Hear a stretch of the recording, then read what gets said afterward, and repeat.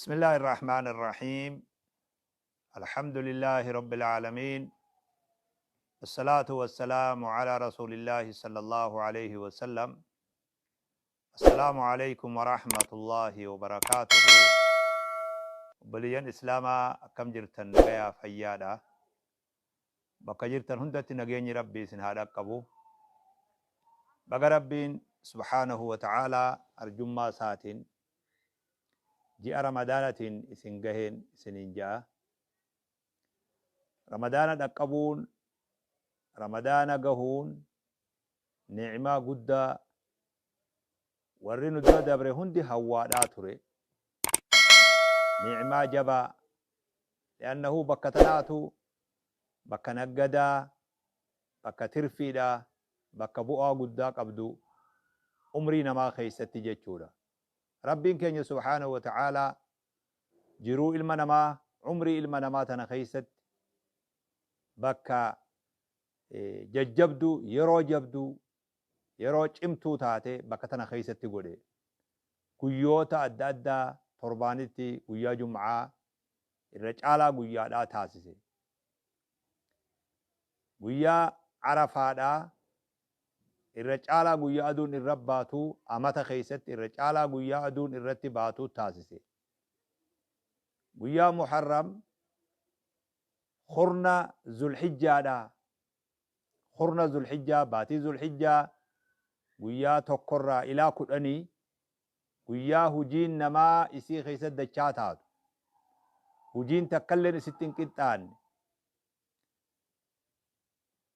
guyyaa hujiin ilmi namaa hojjetu takkalleenu isitti hin qixxaanne hattaa jihaanni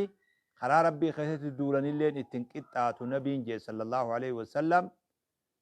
guyyaa akkanaa taasise rabbiin subhaanahu wa ta'ala amata keessatti baatii ramadaanaa taasise jechuudha. Baatii ramadaanaa baatii irra caaltuu baatii ibaadan ilma namaa isii keessatti cimtuudha. Baatii isii keessa leeylatul qadri jiru halkan sadarkaa qabu isii keessa jiru.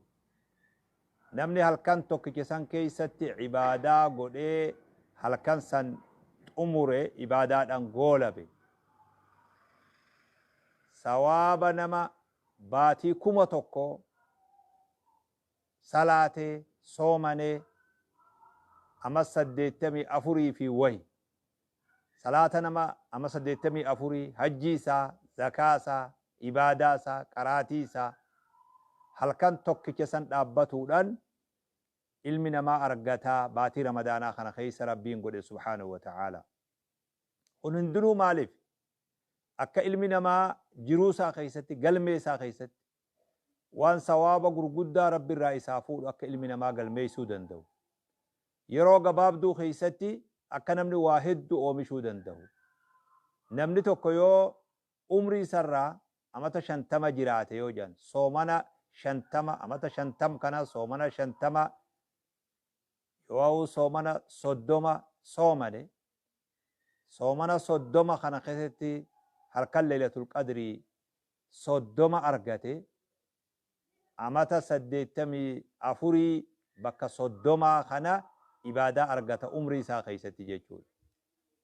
Izan baatiin amma nuti keessenne baatii sanii jechuudha. Kanaafuu ummanni islaamaa bakka jirutti simannaa baatii tanaa bareechee qalbii isaa saafii taasisee rakkoo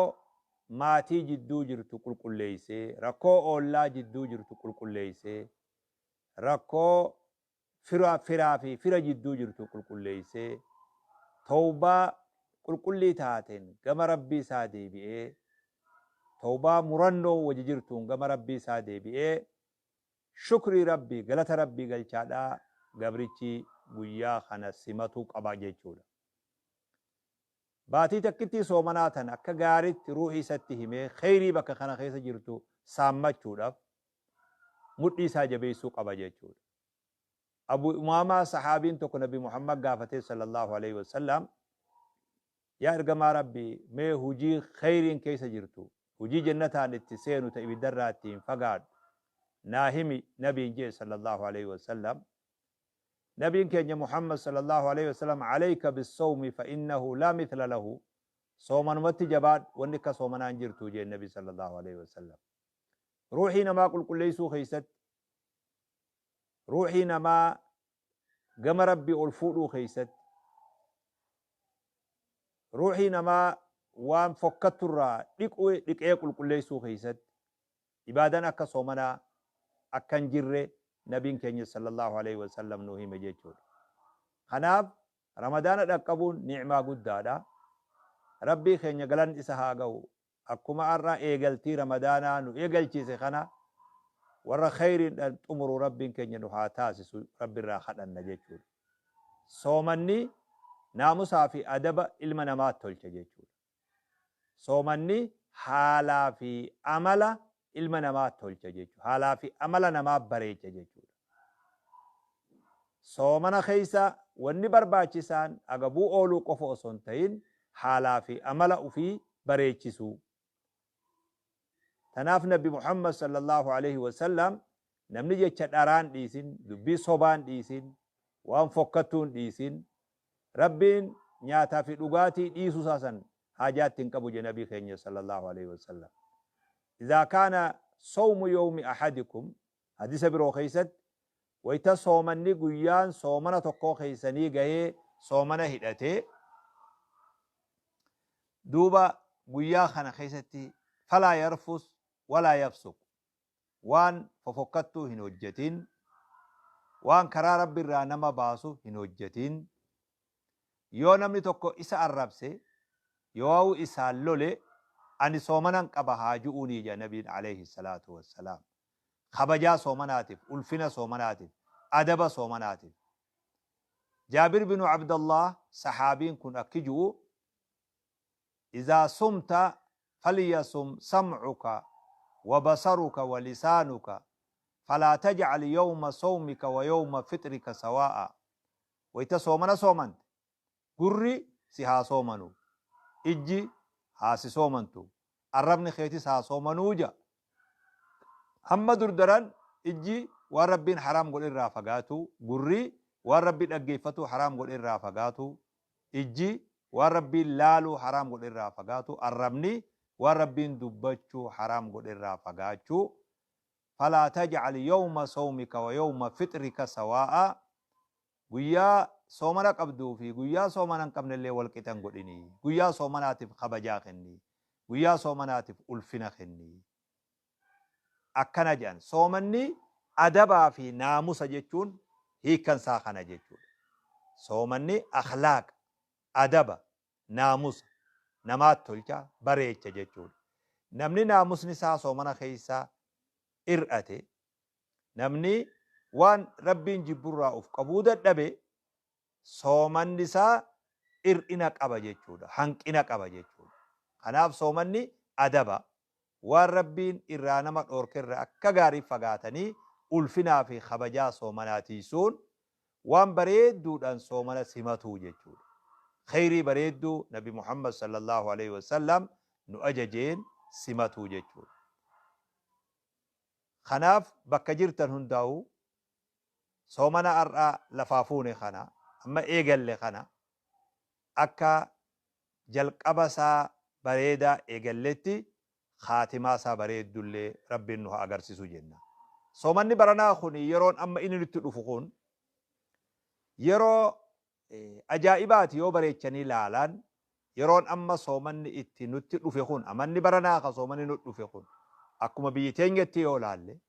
صومني برنا خون يرو إتي بي لولان هبمتي نموني هدون منا سرى بقعتي نمني برد إنقدا منا ستي صومني أرأى شرا خيست صومن نموني برد إنقدا جزي رمضان أسكر قلي قلبا في راشين أدى وانياتو بتاتي منستي صومني أرأى علاتي صومنو يرو نمني برد إنقدا نما غرغاراتوري أرأى غرغارم يرو جيهان تكبي خين يرى قاهت إفي caamsaa adda addaatiin beelaaf saaxilamee namni waan nyaatuu fi waan dhugu dhabe yeroo tana keessa dhufe soomanni baranaa jechuudha. Yeroo kana namni muslima ta'e hundi bakka jirutti namni muslima ta'e hundi naannoo isatti akka bakka jirutti namoota kanaaf dirmachuudhaaf namoota kana dhaqqabuudhaaf haga durdaran cimsee baatii ramadaanaa tana sababaa taasifachuudhaan namoota san dhaqqabuuf warra beelti harkaa qabdu warra rakkoon harkaa qabdu san dhaqqabuudhaaf tattaaffii godhuun dirqama nama muslimaati jechuudha. Bakka jiru hundatti namni gargaarsa irratti hojjetu dargaggeessi bakka jiru hundatti magaalota jiruu fi bakka jiru hundatti akka sagantatti qabatee waan kana akka sagantatti qabatee waa'ee gargaarsaa kana baatii ramadaanaa tana keessaa warra beelawee rakkate saniif gargaarsi magaalarraa fe'amee deemu walitti dhaabbatee deemuu barbaachisa. Li'annahu ummata saniif dhaqqabu kana ma'anaan soomanaa jechuudha. Hiikan soomanaa tana duuba. Hiikan soomanaa ufumaa nyaatanii taa'uudhaan. Namoonni waan kanarratti hojjetu. Namni waldaa gargaarsa irratti hojjetu. Namni hujii tola ooltummaa irratti hojjetu. Akka magaalattis ta'ee akka naannawa hundatti waan kana sagantaa godhachuudhaan hulaa nama hundaa dhadhawee akka namni obboleeyyan ufii gargaaru taasisuun dirqama muslimtootaati jechuudha. Nabi alayhi salaatu wassalaam namni nama daaree tokko uwwise rabbiin subhaanahu wa ta'ala hariira jannataa isa uwwisa.